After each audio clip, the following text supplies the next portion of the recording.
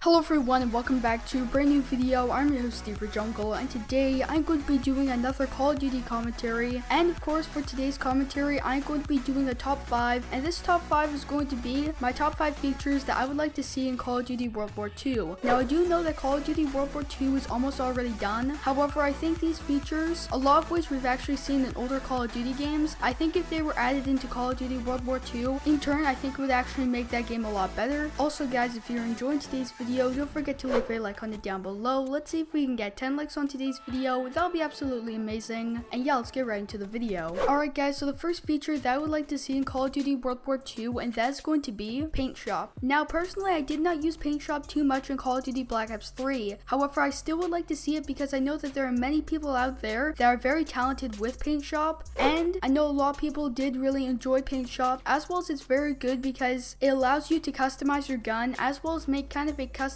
camo that is your own. Personally, I really do like the ability to be able to really customize your gun in a one-of-a-kind way. So I do hope that Sledgehammer Games ends up adding Paint Shop into Call of Duty World War II multiplayer. I think that would be pretty neat. And moving on to the next thing that I would like to see in Call of Duty World War II, and that is going to be custom emblems. Now the reason why I would like to see custom emblems in Call of Duty World War II, and that's just because of the same reasons I would like to see Paint Shop in Call of Duty World War II. Now I do think that custom emblems are going to be in Call of Duty World War II, and that's just because they've actually been in Call of Duty Advanced Warfare as well as basically all of the past couple Call of Duty games, whether that be Infinite Warfare, Black Ops 3, Advanced Warfare, any game like that. All of those games actually had custom emblems, so I do think they're going to be in Call of Duty World War II. I think it's going to be really good because I know that there are some people that are very talented with the tools. I know that they can make some really amazing emblems. I've seen very realistic Stormtrooper emblems and all kinds of things like that. So yeah, moving on to the next thing that I would like to see in Call of Duty World War II, and that's going to be a lot of party game modes. Now this is just my opinion, however I do hope that there are a lot of party game modes in Call of Duty World War II, because in the last couple of Call of Duty games there have not been really that many party game modes. When I talk about party game modes, I'm referring to Sticks and Stones, One in the Chamber, Infected, Gun Game, things like that. For example, Call of Duty Black Ops 3 only had Gun Game. There was no Sticks and Stones, there was no Sharpshooter, there was nothing like that. So I do hope that Call of Duty World War II has a lot of party game modes, because I know that they're a lot of fun, as well as party game modes can really help out if you're trying to do challenges and things like that. So hopefully in Call of Duty World War II there's a lot of party game modes such as Gun Game, Sharpshooter, One in the Chamber, Infected. They could even throw in Prop Hunt. That would be really interesting. I think it would be a lot of fun to play those party game modes in Call of Duty World War II. So yeah, moving on to the next feature that I would like to see in Call of Duty World War II, and that is going to be a lot of levels. This is something that I've really been liking about the last couple of Call of Duty games, and that is they've actually been adding more levels to the prestiges after the game actually comes out. It started in Advanced Warfare where they added 15 more prestiges to that game, and then in Black Ops 3 they added another 1000 levels, and then in Infinite Warfare I believe they added about 18 more prestiges. I hope that they do the same thing in Call of Duty World War II because